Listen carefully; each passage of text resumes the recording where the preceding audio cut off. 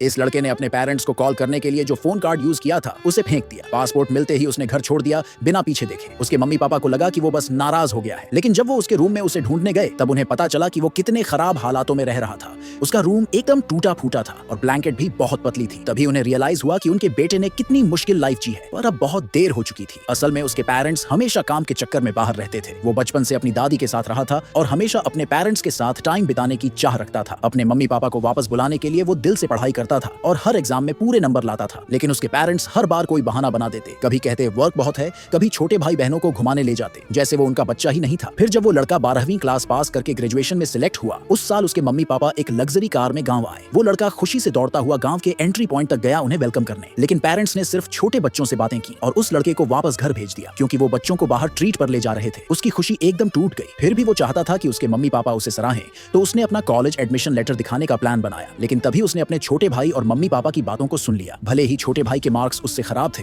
लेकिन मम्मी फिर भी उसे ही ज्यादा प्यार करती थी। वो कह रही थी कि ये लड़का बस पढ़ाई में अच्छा है और लाइफ में किसी काम का नहीं। मम्मी पापा छोटे भाई को विदेश भेजने का सोच रहे थे ताकि वो फैमिली बिजनेस संभाल सके। जब छोटे भाई ने पूछा कि अगर ये लड़का आगे आ गया तो पापा बोले, अगर ऐसा कुछ हुआ तो हम उससे रिश्ता तोड़ देंगे। असल में पापा का इस बार गांव आने का मकसद सिर्फ इतना था कि वो पुश्तैनी मंदिर के रिनोवेशन के लिए पैसा डोनेट कर सके। उस लड़के का दिल उसी पल दुख से भर गया। उसे समझ आ गया कि वो हमेशा से एक्स्ट्रा ही था। तभी एक रेस्टोरेंट में जबरदस्त ब्लास्ट हो गया। एक गोल प्लेट उसके पैर पर गिर गई, जिससे वो हिल भी नहीं पाया। बिल्डिंग गिरने वाली थी, लेकिन उसके मम्मी पापा को सिर्फ छोटे बच्चों को बचाने की टेंशन थी। लड़के ने मदद के लिए हाथ बढ़ाया, लेकिन पेरेंट्स ने फिर भी पहले छोटे बच्चों को बचाना जरूरी समझा। किस्मत से कुछ अच्छे लोग उसे बचाकर हॉस्पिटल ले गए। जब उसकी आंख खुली तो उसके पास सिर्फ एक डॉक्टर था। तभी उसकी मम्मी का कॉल आया और लड़का थोड़ी देर के लिए खुश हो गया, लेकिन कॉल पर मम्मी ने कहा कि जल्दी जाकर अपने चोटिल छोटे भाई का ख्याल रखो। उसका दिल एकदम टूट गया। उसे खुद ज्यादा सीरियस चोट लगी थी, फिर भी कोई उसे समझ नहीं रहा था। उसी पल उसने डिसाइड कर लिया कि अब वो किसी से कोई अटैचमेंट नहीं रखेगा। उसने तुरंत फॉरेन यूनिवर्सिटी को कॉल किया और कंफर्म किया कि 10 दिन में वो बाहर पढ़ने चला जाएगा। शायद उसके पेरेंट्स को कुछ गड़बड़ महसूस हुई, तभी उन्होंने उसका सरनेम फिर से उसके पापा के नाम पर बदलवाने की प्लानिंग की। असल में जब उसका छोटा भाई हुआ था